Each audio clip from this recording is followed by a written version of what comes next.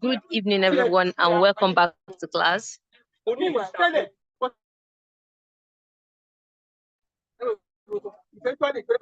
going to give you 3 minutes to inform your.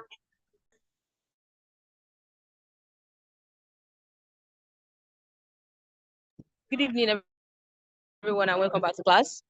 I'm going to give us 3 minutes to tell our constituents, our members of our party, kindly join the Miriam, we can't class. hear And you. after that, we are going to Hello, start the Miriam. class.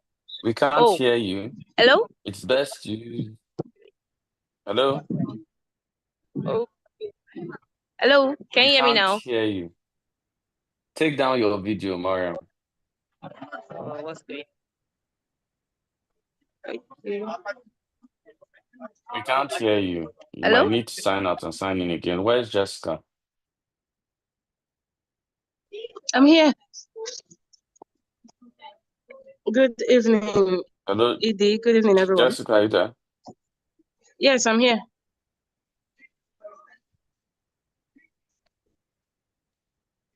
Can anyone hear me? It's really impressive happening today. Well, good day, everyone. It's a pleasure to have you back on the college. I want to acknowledge if you can hear me clearly. Can you hear me clearly? Edie, we can hear you. We can hear you. Okay, everyone. We'll give you 5 more minutes for you to get your class people into class or your party members into class. I think even this 5 minutes should have been scrapped because it's surprising that we have to be reminding you this is the 14th class. I think by now we should have made it a tradition. I expect to see everybody in class. Today is Friday. We don't want the class to be long. It's the Electoral Act. It's quite a long thing. So I'll give 5 minutes. So that means by 5:07, we'll be attempting to start the class. Okay, everyone? So let's look forward to that.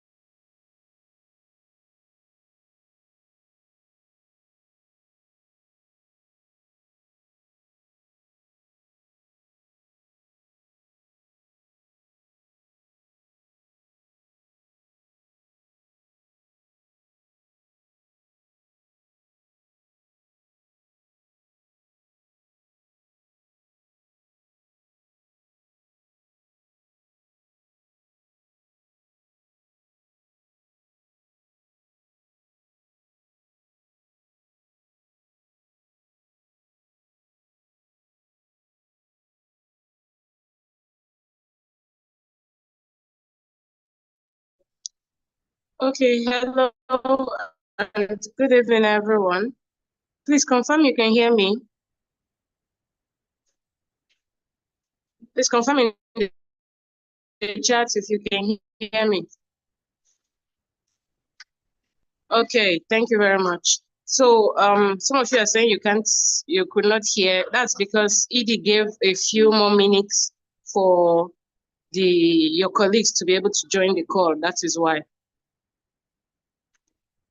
But I guess the time is up now.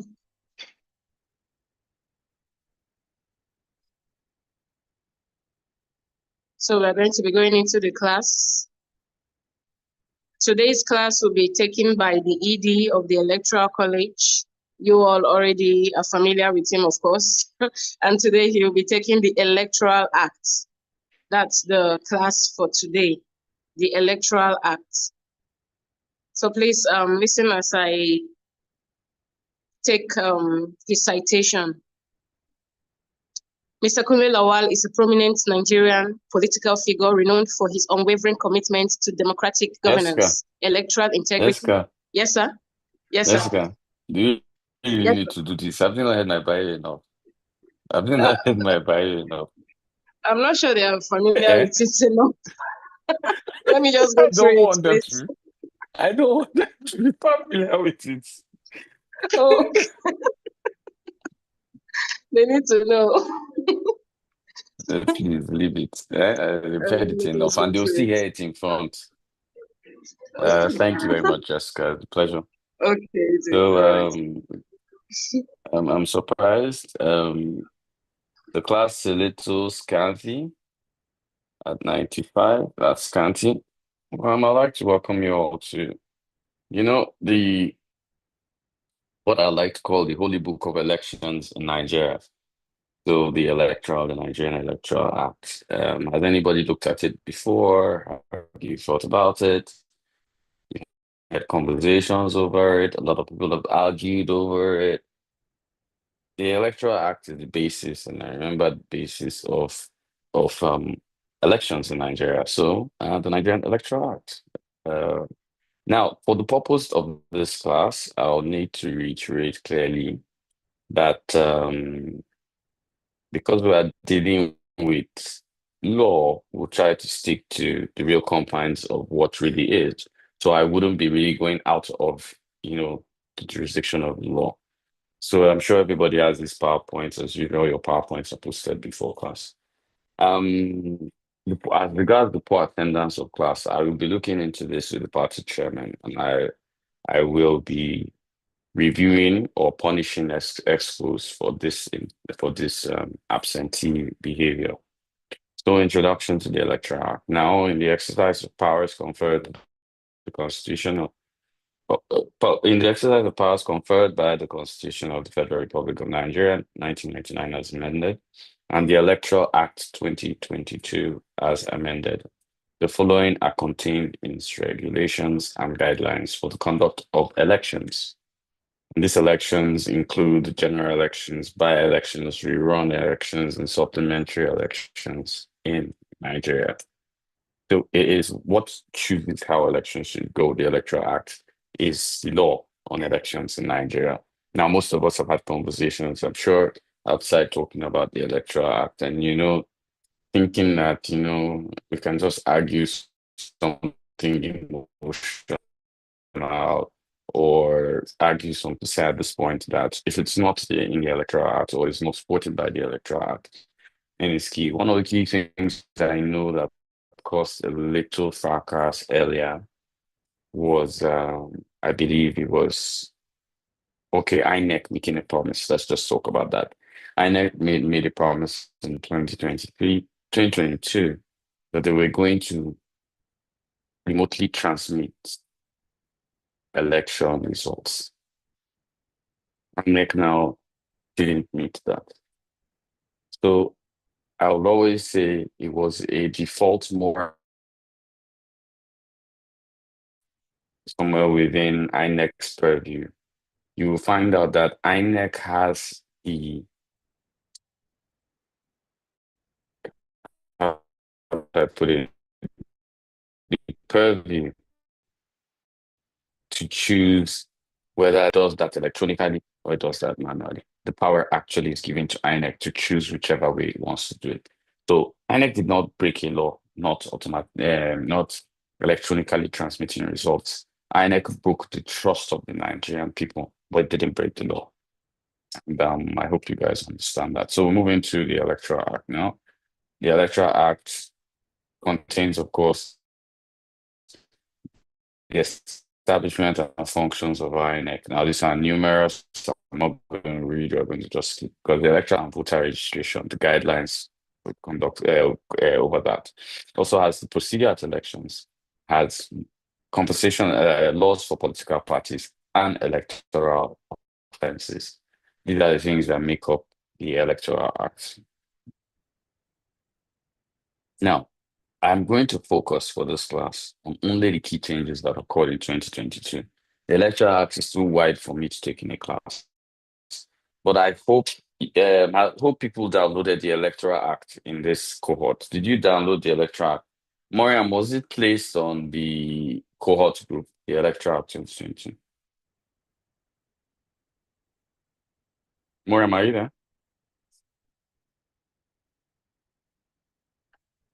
Okay, maybe I can't hear her. Um, guys, was it placed on the cohort group, the Electoral Act 2020? I'm not seeing charts to this. Okay.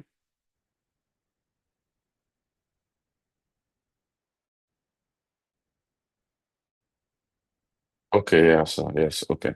So since you have a complete act, you can always go through it and understand how exactly it flows. And I hope you guys pay attention and hold on to it because I know a lot of you have had arguments in salons, in beer parlors, in political party arenas, on social media, some things here that you of course have chosen not to pay direct attention to.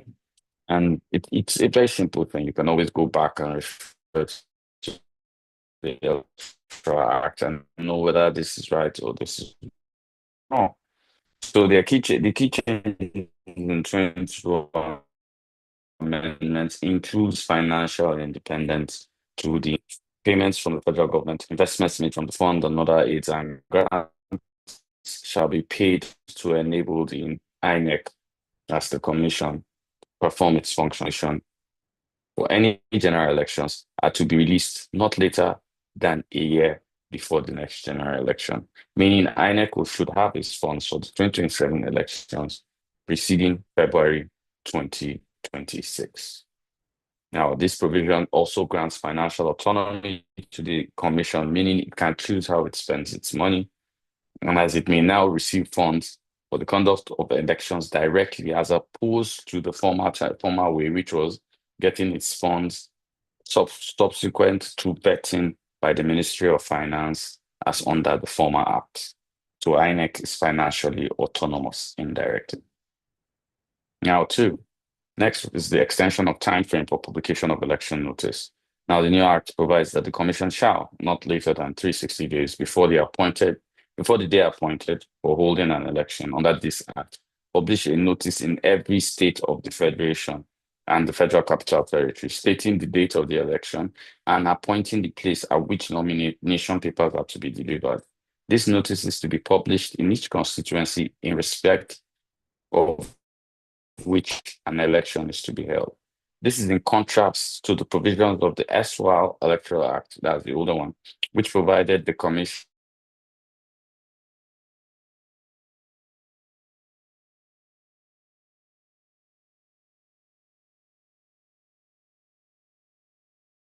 parties no excuse as regards the candidacy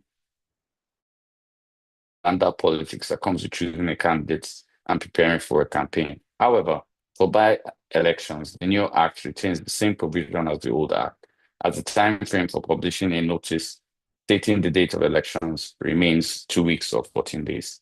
Now, I remember when I was running in 2019, I remember the notice was published with our names, all of us that were running, our degrees, our ages, was published sometime in December. Remember, I was so proud of it. It means that your name is actually going to be on the ballot. And, but And the 2023 elections, that was extended by far to 360 days. Now, encouragement of early primaries. Now, if you remember 2023 elections, all the primaries were done early. We already knew the candidates, you know, almost 8 or 9 months before.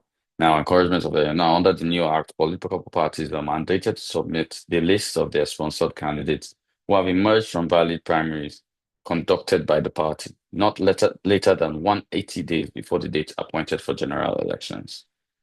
Now, 180 days is about 6 months.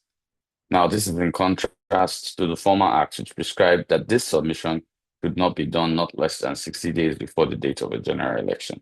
I remember in 2019, candidates were shifting, things were still happening. But now OBS secretly they run for this party, or she know they run, whether she took campaign money, she did not take, all those kind of things. A lot of fracas at times. Fela Durotoye, Kingsley Moghalu, Sowore was a sham, and because at the time we had 93 registered political parties in Nigeria. That's 2019. Was mayhem.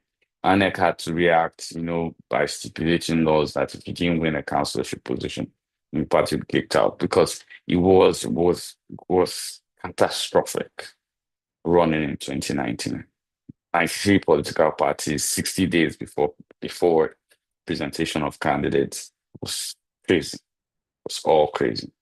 So the change in time frame to submit the names of party candidates from 60 to 180 days makes it compulsory for political parties to conduct their primaries early enough to meet up with the submission of their list of candidates at least 180 days before.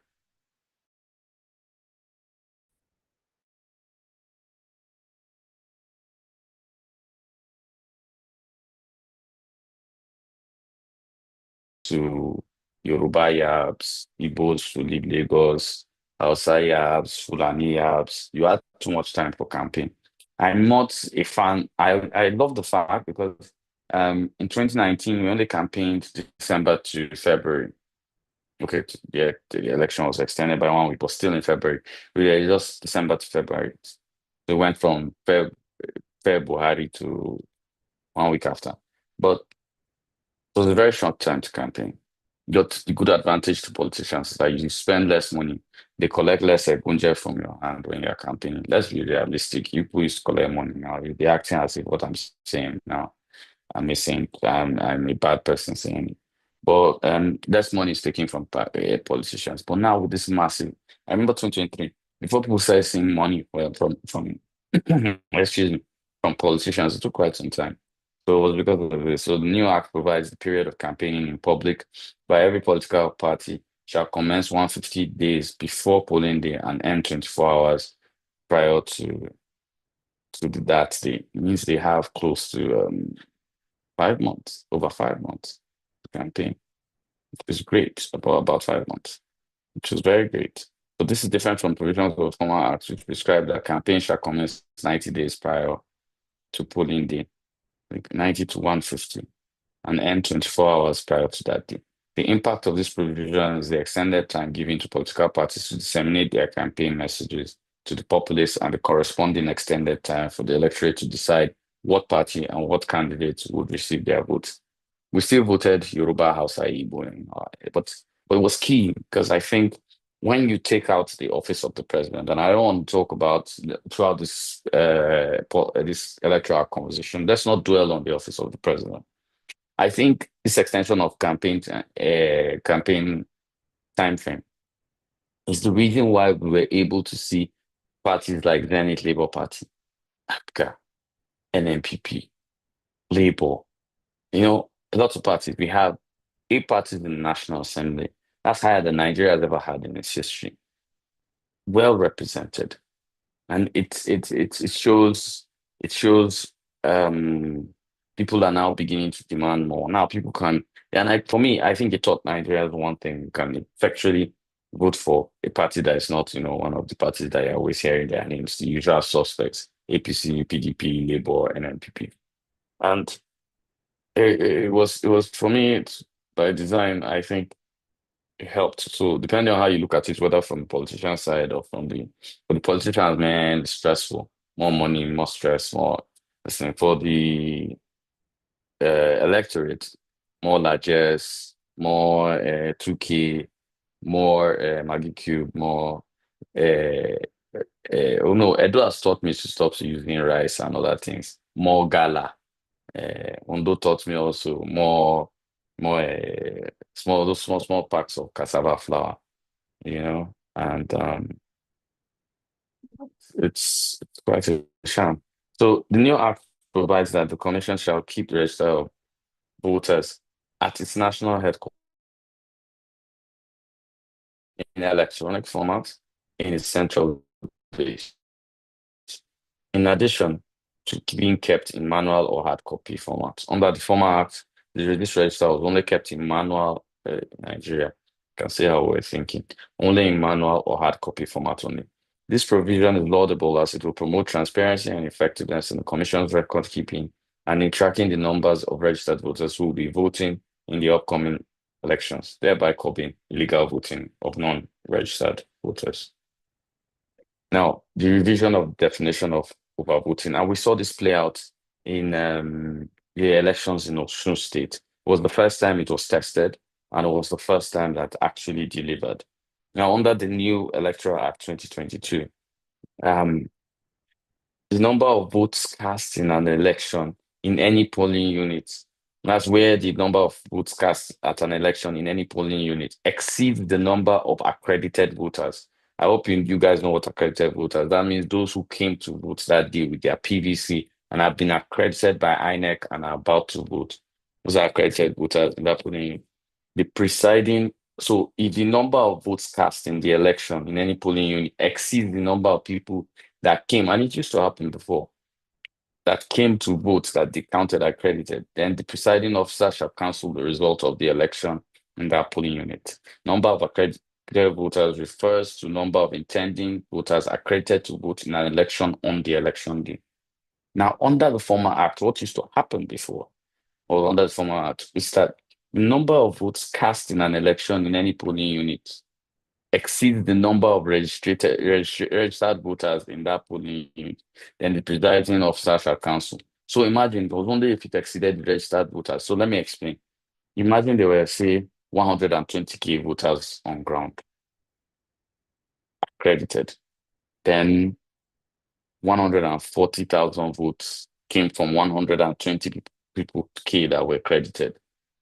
Under the old act, they will still carry the votes to Abuja and say it's fine. It only has to exceed, let's say everybody in that place is 250. Only when it exceeds 250. So even in Abuja, you can be adding votes in the collation center to it as long as you remember the maximum and it doesn't reach, it was fine. But now, if the people standing there are 120,000, 120,001 under the new act over voting will be cancelled, which was what happened in the Osun State situation and the reason why Adeleke was able to win the elections.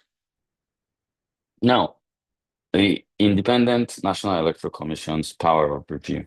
Now, under the new act, the INEC has the power to review the final decision of a returning officer in respect of questions of unmarked ballot papers, rejected ballot papers, declaration of scores of candidates, and the return of a candidate within 7 days of the decision, and return where the declaration was not made voluntarily or was made contrary to the provisions of the law or the guidelines for the elections. Under the provisions of the former act, the decision of the returning officer was only subject to review by an election tribunal or court. However, it appears under the new act, the election tribunal or court can still review the returning officer's decision, but the act is unclear as to whether this is to be done after INEC's review or can replace INEC's review process totally. It is my view that this should be after INEC's review. So INEC has the power of review and can cancel something based if it feels some things were not necessary. Has INEC taken it yet? No, we're yet to test the laws and see it happen.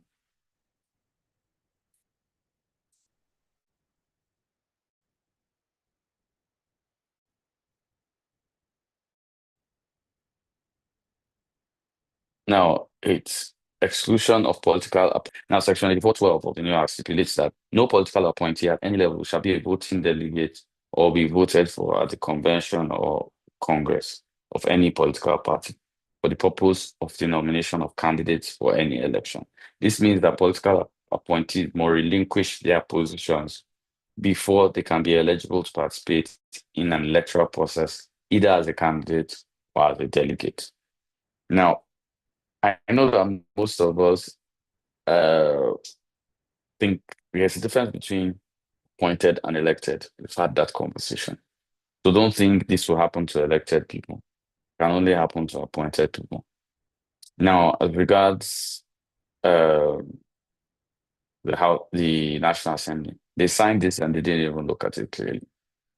It was so shockingly disappointing that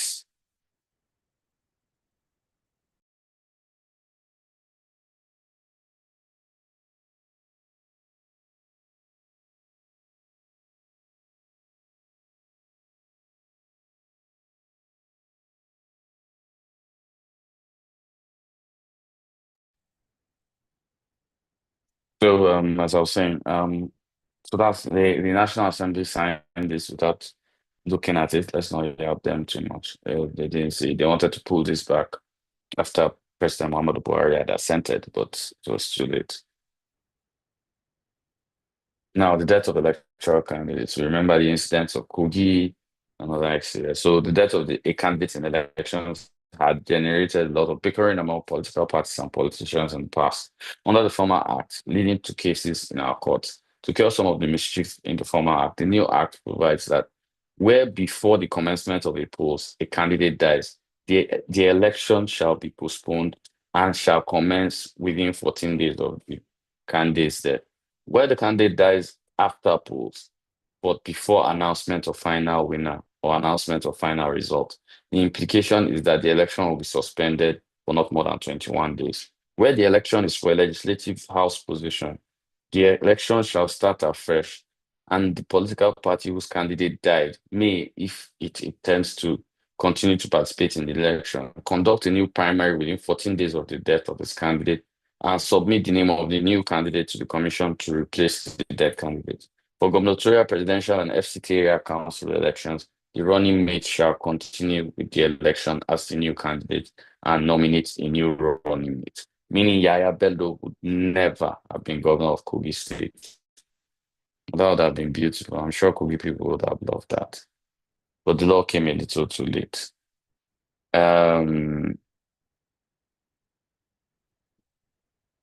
So technological changes in the electoral process. Now, under the new act, the use of electronic devices such as smart card readers, electronic voting machines, and other technological devices are allowed in the accreditation process for voters in the general conduct of the election.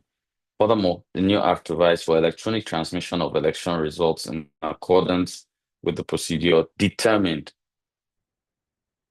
keyword, determined by the Commission. So if we want to change things, we have to pressure or determine or push on the Commission to change its ways or push on this law to be no more determined by the Commission. Now, key points for clarity by the media.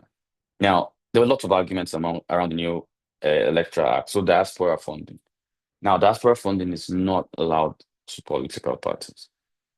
It can come for a candidate, but to a party within its campaign limits. The campaign limits also have changed. And these were three conversations the media in Nigeria still don't understand. The methods of primaries are now three, which you've learned at the college: direct, indirect, and consensus. The mode of campaign engagement by candidates is changed.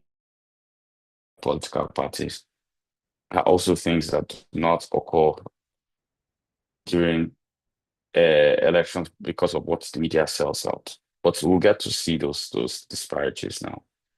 So now we're going to go to flaws Nigeria makes.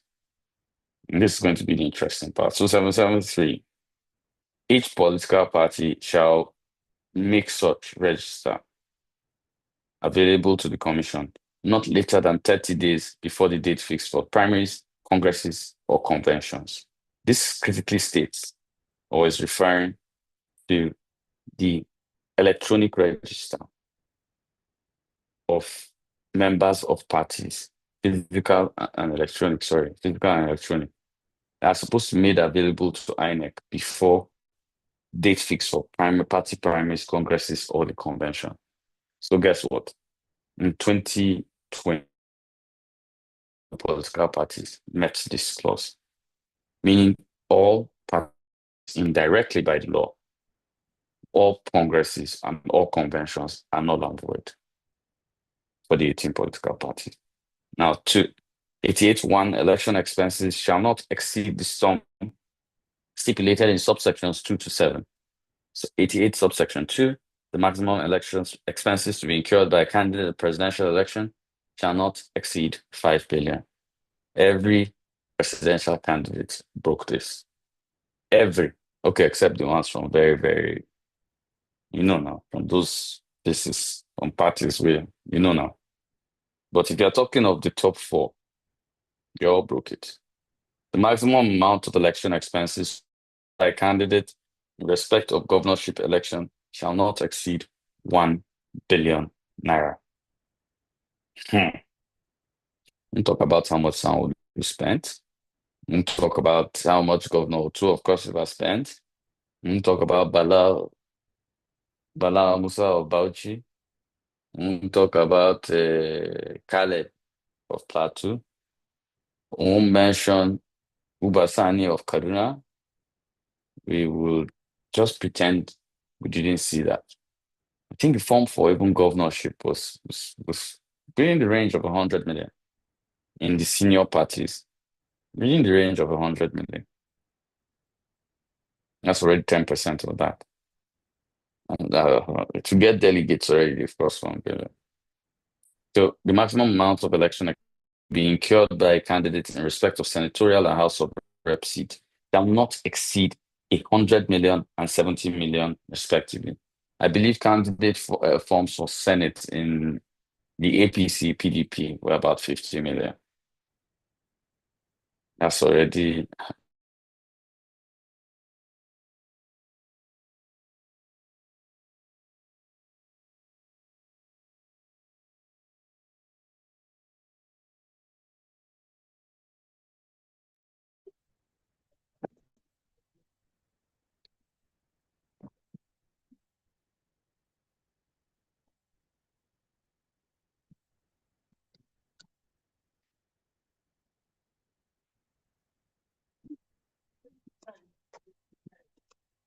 Hi everyone. Can anybody hear me? Don't know. Can you hear him anymore? All right. All right. Thank you very much. I think this connection is lost. So we're going to give him a couple of minutes so he can join us back.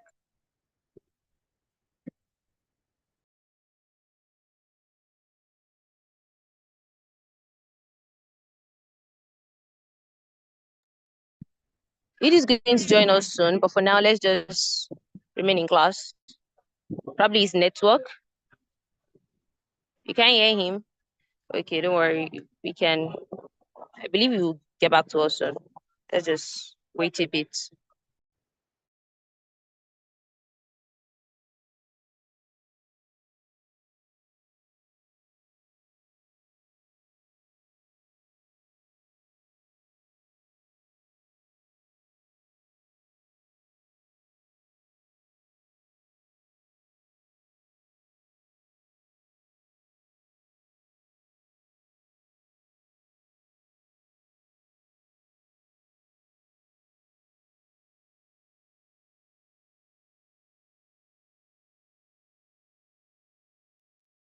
Hello, Mara.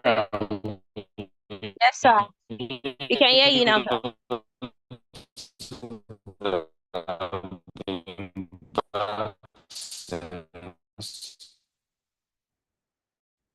We can't hear you properly, sir. It's breaking. No, sir, I've been back. I'm seeing posts from you because it seems you don't know what to do in the eventuality something happens. Hello, Hello, everyone. sir. Oh.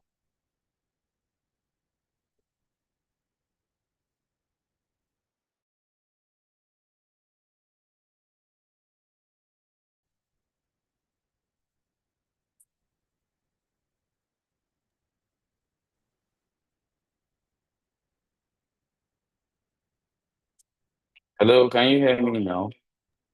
Yes, we can hear you, sir. Why didn't anybody say anything? So, sorry about that. Mm, Technical glitches happens. So, where were we? What did you last hear? Anybody here? Miriam, you can just be audible now. I'm talking to somebody here. Jessica, are you there? Hello, sir. I'm talking. The network, I don't know what's wrong. Can you hear me? I can't hear you. I just started hearing you. I said, what did you guys last hear? Okay.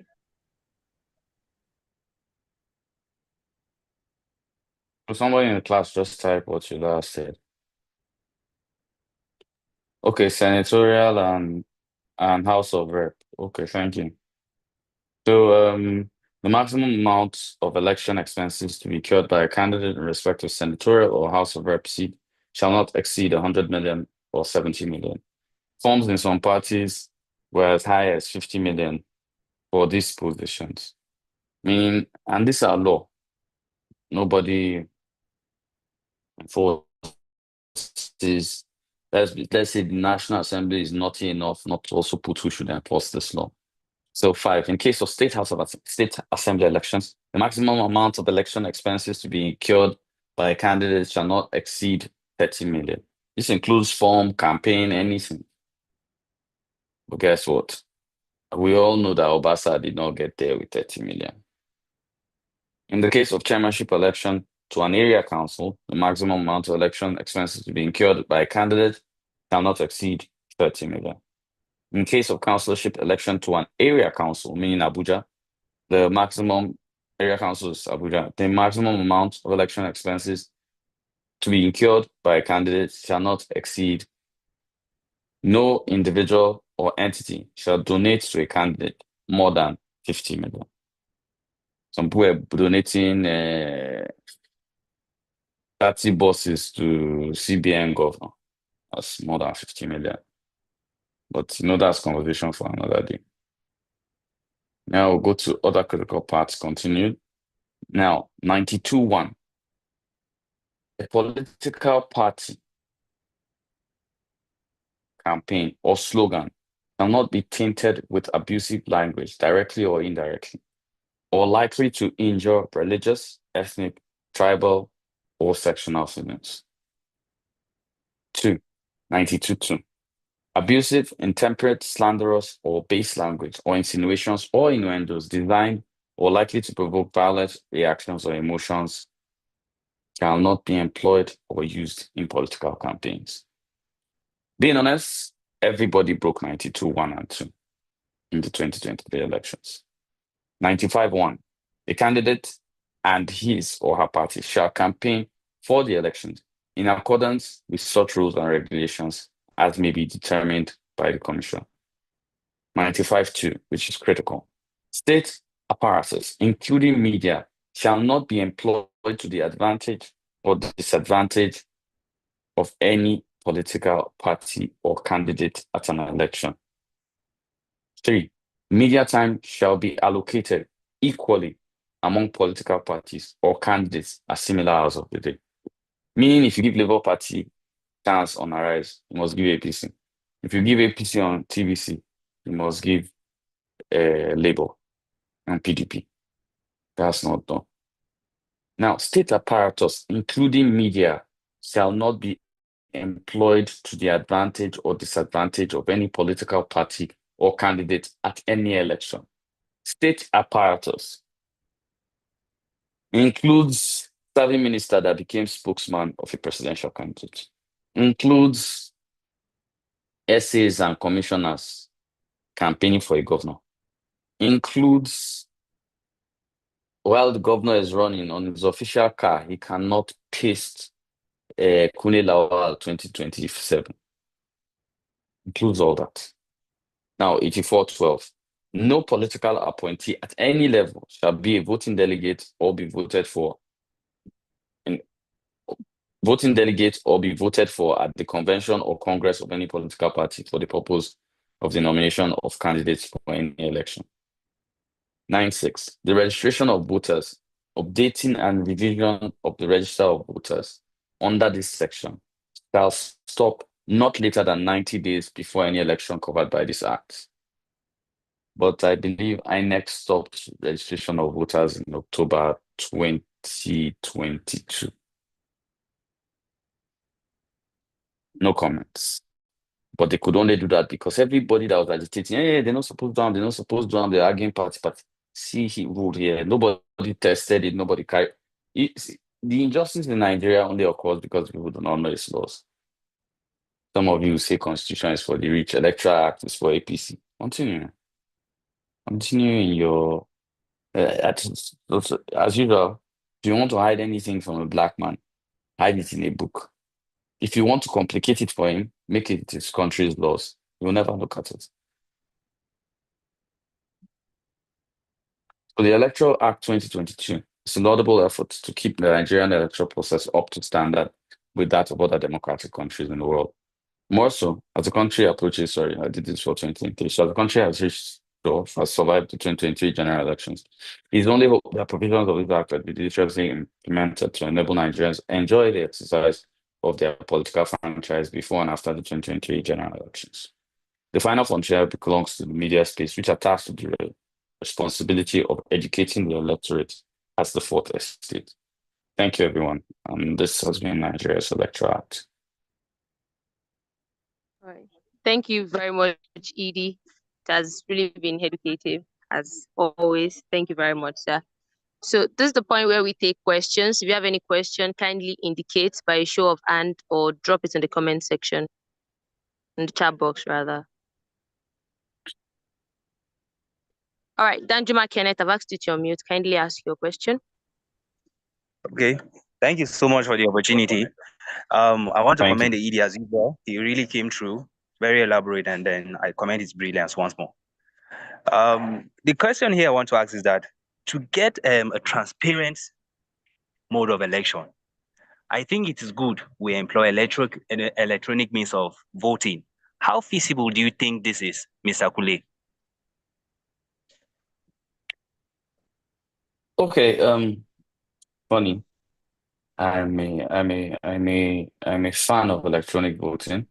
I was a spearhead in the only e-voting conducted within e-voting intra-party ratified by INEC in 2017. I believe a lot in e-voting. There's a lot we need to get right before we get to e-voting, let me be honest. It's a long shot. INEC does not have the servers to stand an e-voting, being honest with you. INEC does not have the operational efficiency for e-voting. I can say a lot of brilliant ideas. Can use drones to monitor. Let me explain something. Has anyone noted cameras? Those cameras in banks, right? They have what you call a multiplexer. Multiplexer is what shares it across screens. Do you know how many? Can anybody tell us how many polling units are in Nigeria? Does anybody know? I know that anybody there, somebody's going to Google it now. Let me just help you. Over 176,000 polling units.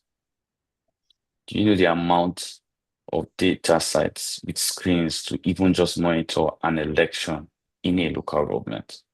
Talk less of monitoring an election in a state. Talk less of 178,000. Thank you. If not monitoring elections in a region. We're not saying it's not possible. We're saying even the US no get drones. And for now, Nigeria does not have, INEC does not have the operational efficiency for an effective 176. Wait, am I right? I didn't Google it, so I said it off the top of my head. I believe it's 176,000, right? 176,256, if I'm right, the exact number. I just don't want to task my brain. So it's not that Nigeria can't conduct the elections, it's that INEC is not even ready if mandated with any elections. And we all know that if people's campaign teams have more operational IT efficiency than INEC. Asking for e-elections, you're asking for rigged elections. So yes, can we head towards the e-elections? Yes. If I was the chairman of INEC, would I be thinking of 16846? Thank you very much. I said about 16,000. I'm not that bad. I'm old, small, but my brain still will work. So 176,000. So if I was chairman of INEC, would I be working towards the election? Yes. Will that save Nigerians a lot? Yes. Will it save lives? Yes, it will. Will it save the amounts we spend on elections? Yes. But operationally, we're not ready for it. And I've monitored elections at state level. I've been privileged enough to be in charge of the state at monitoring levels and a few other things. And I know operationally, I know it's not ready. I hope I've been able to answer your question. All right. Thank you very much, Edie. Akachuku Macfred, I've asked you to unmute. Kindly. Okay. Good evening, everyone. Can you hear me? Sorry. Let me be sure from the mic. Yes, we can hear you, but there's another Okay. sound. I don't know what's Yes, I'm sorry. I'm sorry for the sound. Sorry. So, I want to really appreciate you, sir, for this elaborate section. I've been able to gain a whole lot, and this will be my whole form of even taking this new knowledge. Thank you once again. So, for those things that you actually mentioned about the Electoral Act being violated, is there like a way that one can also sue those people that as maybe we are not able to I can roadblocks? barely hear you. It's so muffled, I can barely hear you. I just hear one word skip, another word skip. So, are you hearing me now, sir? How about So, you are you drop hearing your me question now? in the chat box and I'll read it out? Just put it Okay. in chat box, we'll read it Okay. out. Okay. That's what I said. I'll put it on the chat box. Thank you. Thank you. All right. Thank you very much, Edie. There's a question in the chat box. It says, thank you, Edie. Please, what is the implication of parties or candidates breaking any of the electoral laws? Now, the Electoral Act 2022. I think, Miriam, you too, there's noise on your side. Miriam, you have to mute. Oh, that was Manfred. It was. Oh, he hasn't unmuted yet. Okay, so his question, if I believe, is people that break the Electoral Act. Now, there's this clause in the Electoral Act 2022, which clearly states, I didn't mention it here, but it's in the Act. It clearly states that if you did not participate in a primaries with a particular candidate, if the candidate commits a crime and you're in another party, you can't take him to court. You have to be one of the guys in primaries. The only time you can take him to court is when it's open election. But if it was conducted in the preceding the primaries or within the primaries, only those. So let me give an example. If something happened within the primaries, like something Emefiele did, or something Bola Ahmed Tinubu did, or something, like in the case of the vice president, where they said he had a placeholder, he went back and took his ticket and back, and he was now giving vice presidential, whatever, and then he went to vice president. There were some disagreements with it.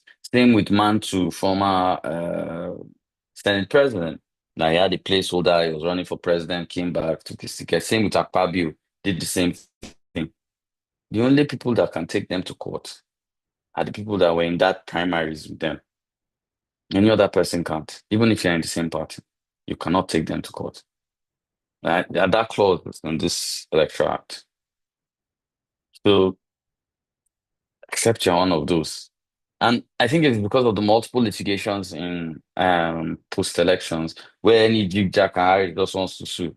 I think that was why it was done to compress it. Well, I think it should even be extended to people within the party because just people that ran the primaries is quite a very dicey conversation. But as of now, lawyers, only people that did the primaries review. So if I didn't do the primaries review, I cannot carry you to court on pre-election matters. In post-election matters, if I did not run with you, and whether of course, in another party, I didn't run the same race with you. Like if you ran presidential and I ran governor, I cannot, even if I notice infringements, I cannot take you to court. It's people that ran presidential with you that can take you to court. I hope that clarifies that question. All right, sir. Thank you very much, Edie. Olaoluwa Oyeleye asked if the use of drones to monitor election is not against the law. The purview is under INEC. It's not against the law, but like I was saying, for even video cameras in secure places, using drones to monitor 176,000 polling units. Do you know how much that will cost? So there are ideas that sound very smart, but if you put them on a scale of Nigeria is about 968,000 square meters, you put that on ground, doesn't make sense, actually. So and I don't know where in the world they use drones to monitor elections. It's nowhere in the world that happens. All right. Thank you very much, Edie. Okay, Juliet, you can ask your question now.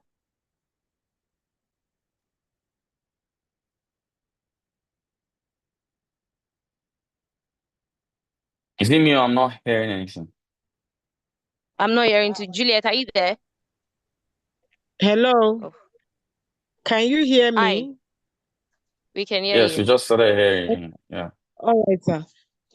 Good evening, everybody. Good evening, sir. Please, you made two comments that I noted, and I would want you to throw more light on them. You said INEC did not break the law by not transmitting electronically, that they broke the trust of electorate. I don't understand what you mean by they did not break a law Yes. that was set up or developed to guide a process which they told us they were going. Wait, Julius, slow down. Have you read the Electoral Act? Yes or no? Yes, but not. Very simple. No. And I'll tell you why I say no. Even within this thing, I quoted the exact clause. INEC has the power mandated to, under its purview, how it chooses to transmit elections. That is the law. INEC can choose. It is not a choice of National Assembly, people of Nigeria, what they call it, monitoring organizations, the UN. It's not. It is INEC's choice. And I read the clause word for word. INEC has the power. So INEC did not break the law. INEC broke the trust of Nigerian people by saying it was going to automatically transmit and did not. INEC did not break the law. That's number one. I read the clause for you. Okay, sir. Okay, number two, you said they also have financial independence, and that means it's sorry, not me. sorry. Wait. Let me correct something. It's not me.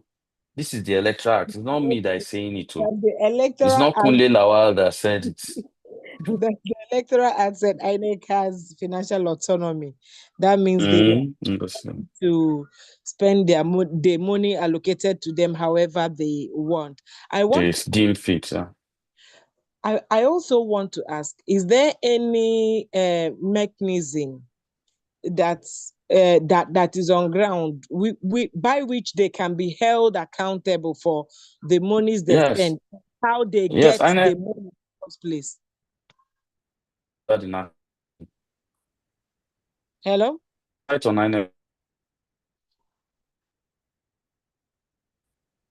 This is breaking. Juliet, are you there? Yes, Juliet, can you hear me? Can you hear me? Can everybody hear me clearly? Oh. Yes, we can. Yes, we can hear. Okay, so the purview of or the oversight functions on INEC or holding INEC accountable is vested in the National Assembly. If Juliet can hear me and everybody can hear me, that's the situation. Okay. Yeah, laughing is the law now. It's not The Kunle that said it. So I don't know why it's me you are holding possibility for of it. Have you seen me? the possibility But of holding them accountable is not there, sir. Juliet, I can hear you, sir. don't you people should not cry wolf. Say you people are doing top to bottom, like Buhari, Labour Party, top to bottom. You don't even know who is under. You just like presidential candidate, PDP, top to bottom, APC, top to bottom. You people do not look at what was under. Now you have elected the most interesting National Assembly in Nigeria's history. Exactly. You now Exactly. want to start crying wolf. To who now? Okay. For me, if you ask me, and I'm going to critically say this, there's no difference between Labour Party, NNPP, PDP, and APC in the National Assembly. It's the same thing. All of them collected cards. Nobody rejected it.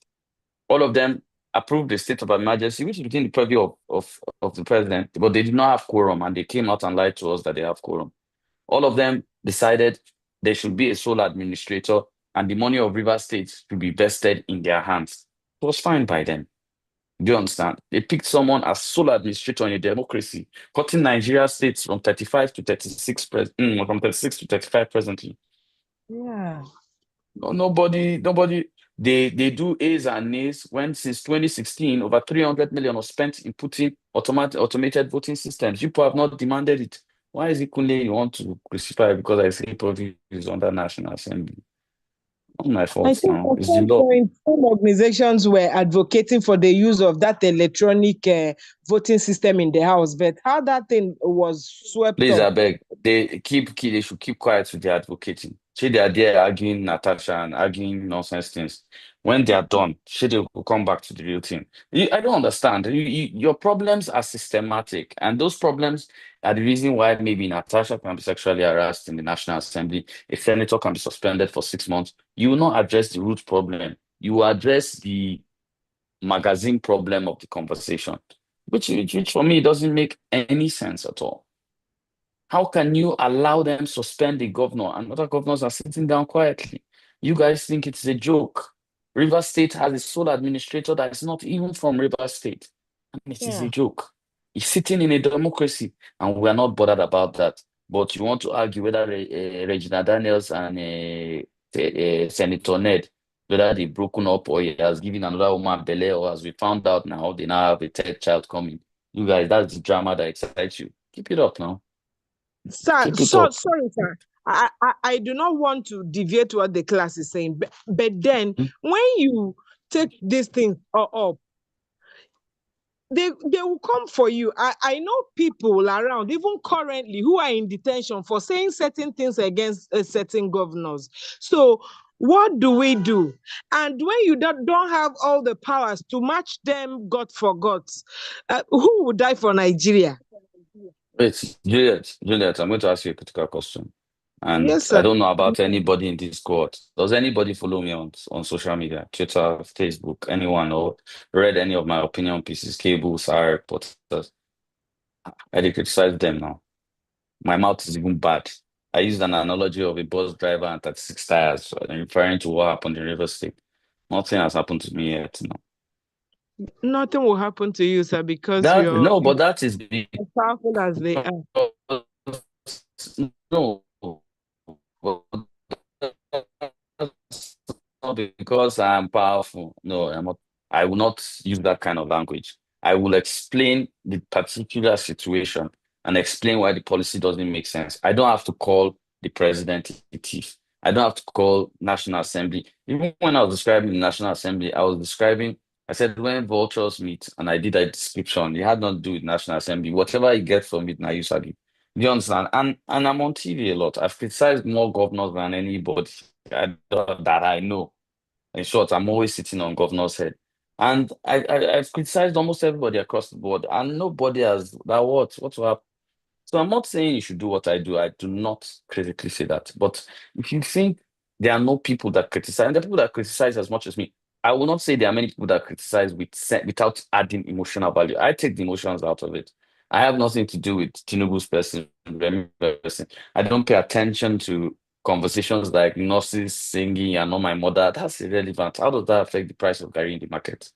We've picked our fights which are irrelevant and placed them above fights that are supposed to be relevant.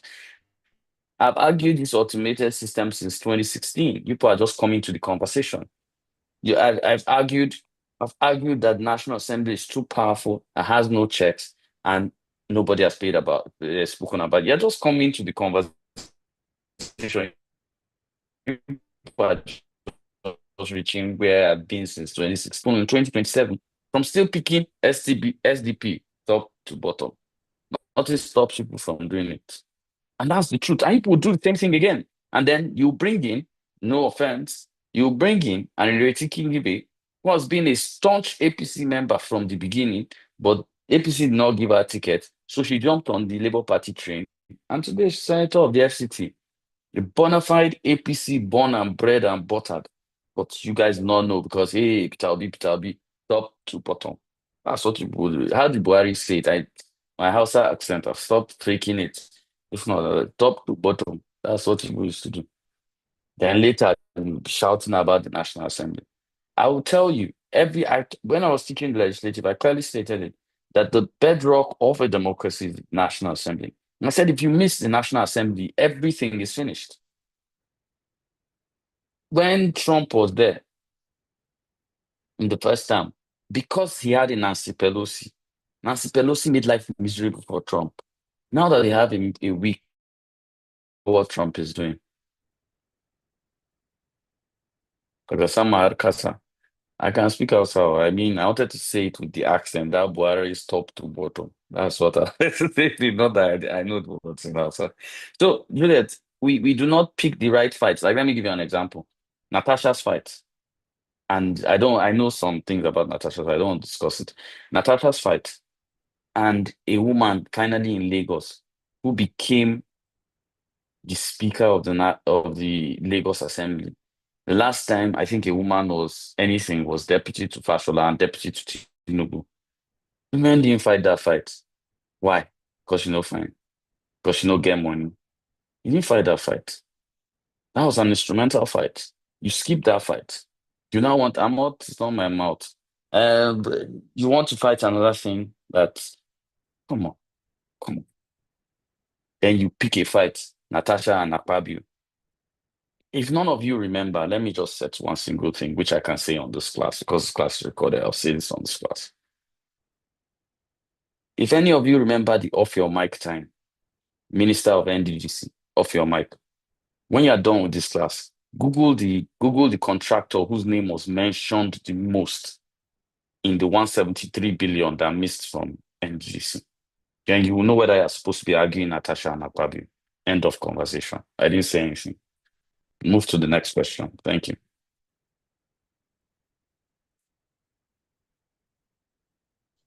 Next question, please. Or it's me that has to unmute everybody.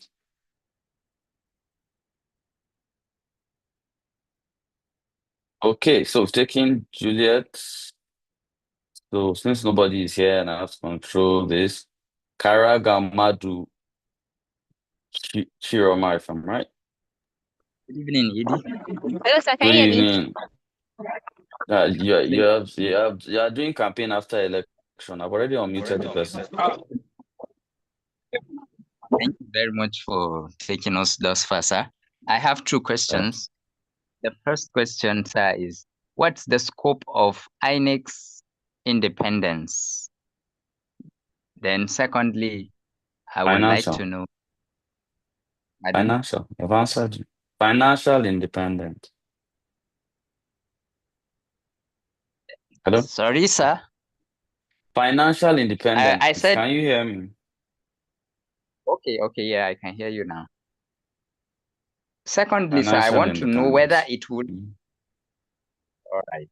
Whether it will be appropriate for the commission to be named after a figure, considering the fact that it's also an independent body under the Constitution.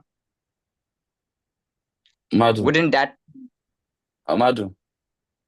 When I taught you in the executive, I told you that the executive and the legislative have the power to, that's executive and legislative, have the power to name institutions. EFCC, after who they felt like. Recently, Unigwags, Yakubu Gowon. I don't have executive or legislative power. I don't answer that question because they have the power to actually do that. All right. Thank you, sir. No problem. All right, sir. Thank you very much, sir. I've asked it your mute. Kindly ask your question. All right. Thank you very much. Please confirm if you can hear me. We can hear you, sir. All right. Thank you very much, ED, for this insightful session. So my concern basically is about it's also about the campaign and the entire funding of election. Like so, from my reading of the Electoral Act, I'm aware that political parties are supposed to file a return, an audited return of their expenses within 6 months, right? Not later than 6 months after the completion of an election, and that they are supposed to publish that same returns in the pages of national newspapers. So from all of my search online, I don't think that I found any political party that complied with that requirement of publishing their expenses online within 6 months. So I want to ask basically if because looking at the penalties, I could see that I saw a penalty of 1 million naira or 200,000 naira per day of failure. So I want to ask, because it's stated there that it is the court that will enforce that penalty. So if INEC fails to charge any of the political parties to court for this infraction, is it possible for an ordinary citizen to take this matter to court, being that it is already stated in the Electoral Act that all political parties must comply with this requirement? Thank you, sir. Yes, you can. Apparently, you raised a point that I'm very interested in the situation, in the issue a lot. And I've asked myself multiple times why nobody has taken this decision. Maybe because every party is guilty. And in the end, there will be no political parties if you mean to take it. Because 2023 is a long time ago. Until now, nobody has filed accounts. No political party. Till now. INEC itself, I'm sure if you present this part of the act to INEC claim not knowing till you showed it to them. So there are a lot of interesting infractions, which I even thought that when Atiku and Peter Obi's legal team were going to court, they were going to use. Omo, they form my answer, but they use evidence from my rights TV. If you see how much they paid these sounds, something that is so simple. Not everybody carry wig for head get sense. No offense, so I'm not helping anybody. Please, I'm not helping anybody's lawyers. I'm just saying there are more simpler ways to spot infractions. It's just that it would have hit everybody. What I think is that the ego of the other aspirants going back to zero and stopping the person, they rather would have wanted their candidate to be declared the winner by the court, which was why they skipped a lot of infractions. But let's be honest, there were multiple infractions by many political parties, multiple infractions by everyone. The truth is, nobody ran this race cleanly. Nobody. It was a dirty race. All of them failed. Their primaries were faulty. It was rubbish. So yes, you can. But if you go against all the political parties, you better be suing them in The Hague, not in Nigeria, because they will come for you. I'm sorry. That's the truth. Me, I like myself, sha. That's why I'm looking forward to wearing my 50th birthday jersey, Arsenal jersey with 50 at the back. So I'm kind of skeptical with trying such things. It's not that I don't think it can happen. So we can move to the next question. Thank you, sir. Thank you. All right, sir. Thank you very much, Kitty. Maxwell, I've asked you to Just kindly ask your the ED for this session. Every one of them has been an eye-opener from the beginning, and we appreciate you greatly. I have a question. I want to know if Is it me or I can't there hear is a... Maxwell? Okay, I can hear you now. Yeah, so can you hear me now? I can hear Yeah, you now. so can you hear me now? I can hear you now. All right. So I Yes, I wanted to can, ask if there Maxwell. is yeah, I wanted to ask if there is a mechanism to checkmate the spendings incurred by all these candidates you mentioned, because from top to bottom, like you said, and there is every candidate has a limitation to what they are expected to spend during campaigns. So is there a mechanism to checkmate it? And if there is, what is the repercussion for people that exceed this amount as provided by the act? So I had two questions, but some have been asked and I've answered. So actually, that's the only I read, question I I have. don't know. I don't know. Maybe it's me. Miriam, did you hear his question? yes, sir. Because I virtually was going off on. Okay, please, can you repeat it back to me?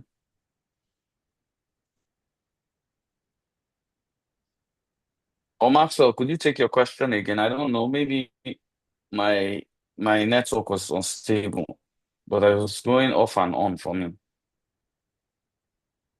Yes. Is there a mechanism provided in the act to checkmate the spendings incurred by these candidates, every candidate in their political campaigns throughout the elections, as provided in the Wait, act? to And if there checkmate is, what? Checkmate what? the spendings they incur during campaigns Ah, and elections. I thought I read that in the class now. Yeah, you read it, and you even mentioned every post Course. and what they are expected to spend. Yes. So I'm asking that, is there any mechanism provided in the act to check spendings, and when a candidate beats this amount, is there any repercussion? You know, we've tried to hold candidates to account on this. The National Assembly is very smart. Trust me, they're a bunch of vultures, but they're very smart. If you carry a case court on any candidate, they're going to tell you the police, EFCC, or anybody else do not have jurisdiction. Can you guys hear me? Yes, sir. They'll We can claim hear you, sir. they'll claim they do not have jurisdiction. So they purposely put the clause there that these things should not happen. But no one, including INEC, is giving jurisdiction to enforce. So if you carry the case to court, no locus, no jurisdiction.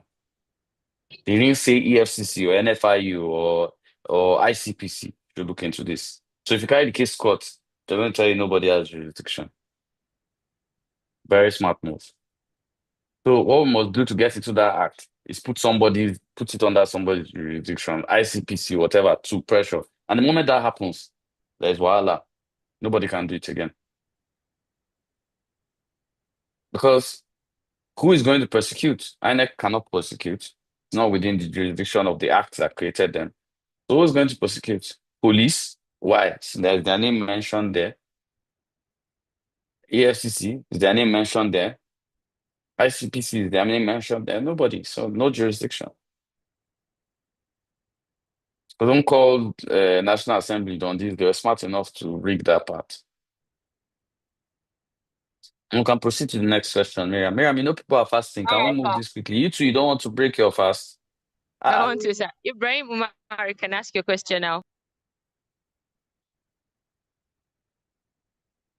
Good evening, everyone. Good evening, Brian. Thank you very much, our boss, for your wonderful presentation. My own is regarding the electoral offenses, as you did mention.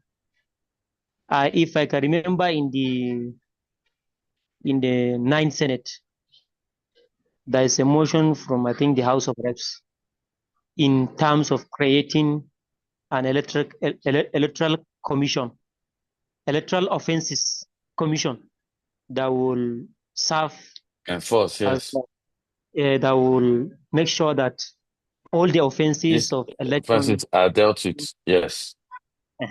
So, my question is that when during the public hearing, as we as an activists and NGOs, we were invited to be part of the public hearing.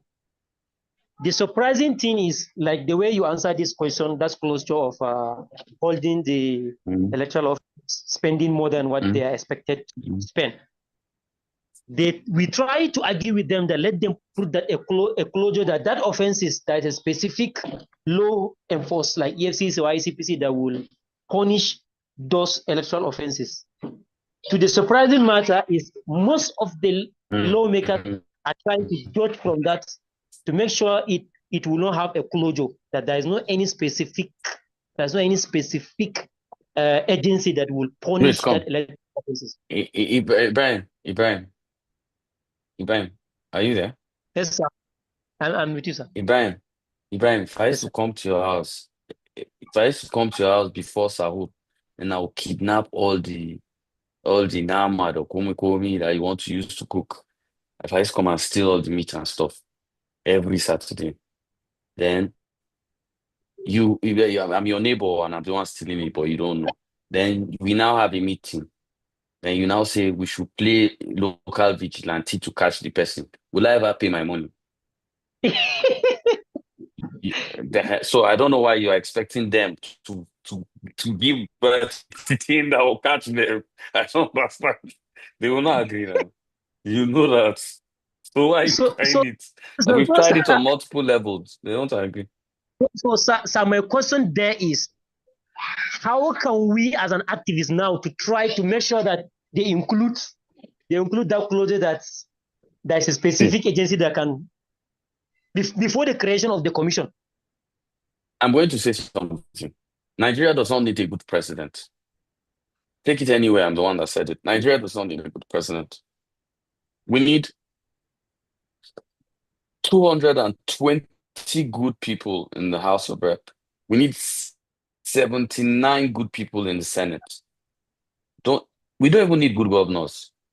Get that done. Get Nigerians that know the law, not just good way.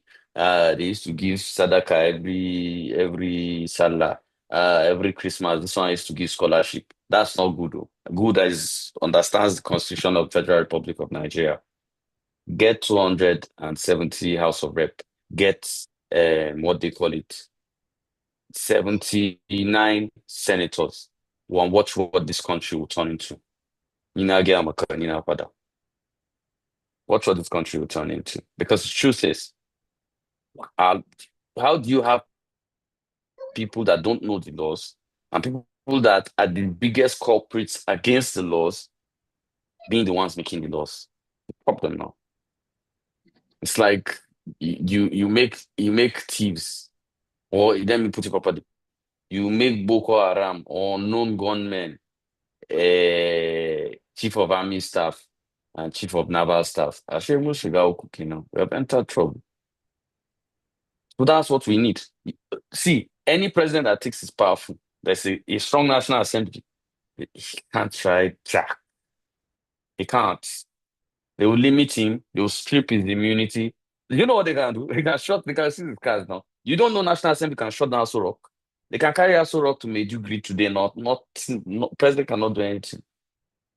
You can see his security. They can stop his wife from coming out. You know how many things the National Assembly can do? I don't know who deceived us. Maybe it's our military mentality. We spent a lot of time under military rule. So we are still thinking like what they call it, zombies, like that fella song, zombie. We are still thinking that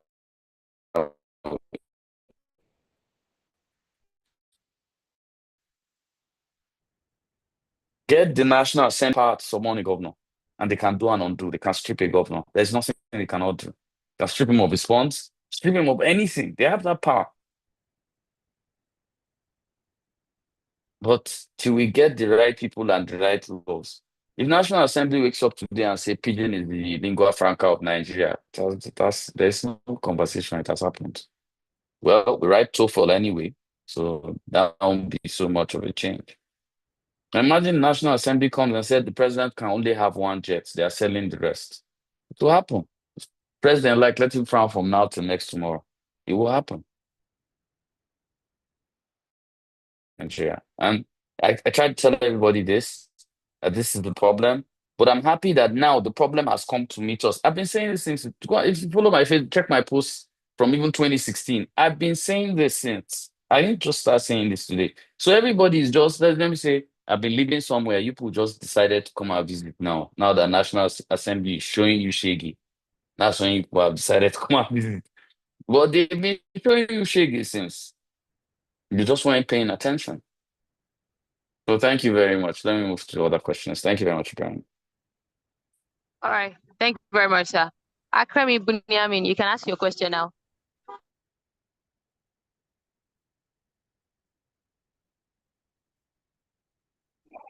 Hello? Is Bunyamin there? Yes, can you hear me, please? Hello, can you hear me? Yes, we can hear you. Yes, we can. All right, thank you very much, ED, Mr. Lawal. I'm very grateful for the insights you have been passing to us at the beginning of this program. My contribution is not a question. I just want you to continue to emphasize something because it's something that I have been saying among my colleagues when we talk politics and national discussion together. I usually say it, and I thank God that I have someone saying it to that. Our problem, the major problem we have in this country, is our legislators, from the federal to the state level. In Yoruba, I used to say that. Let's take a case of Natasha as an example. Some people were saying they were not carried along, so they did not come after like 48 hours, about 48 hours, sorry, the river issue. After about 48 hours when the situation is which the constitution, the law said they should make a decision in the house within 48 hours. And you see have people saying they were not carried along. So knowing that something has happened somewhere that we don't know and make them stay back.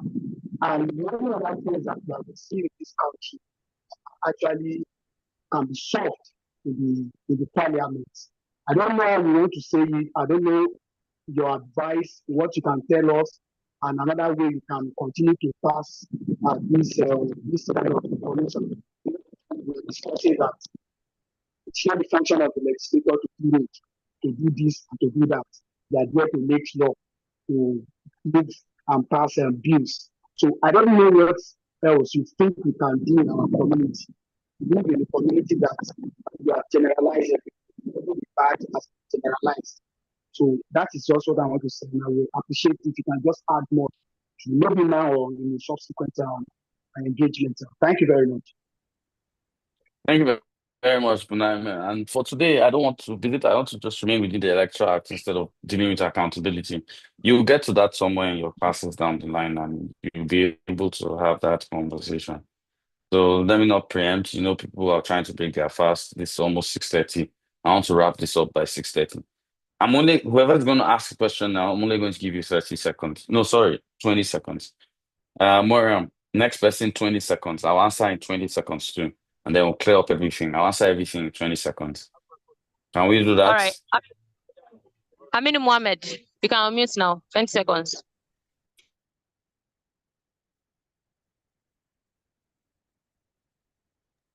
I don't think Aminu Mohammed is here, so we're going to Okay, take fine. Then let's Shamaki Jaffet.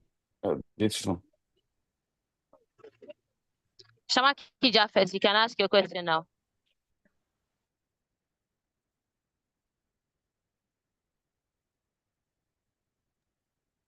Please listen. All right. Yeah, so... Hello, good evening, sir. Good evening, Aminu. You have 20 seconds. Hello, good evening, sir. All right. Good evening, all right, Aminu. thank You have sir. 20 seconds. Okay, sir. Thank you, sir. My question is, looking at the 2023 general elections, sir, there were cases of, after 2023 election, many candidates challenged result in court, with some cases dragging on for months. So given the new act, what mechanism are in place to ensure quicker resolution of election dispute and avoid prolonged political uncertainty? Thank you. None.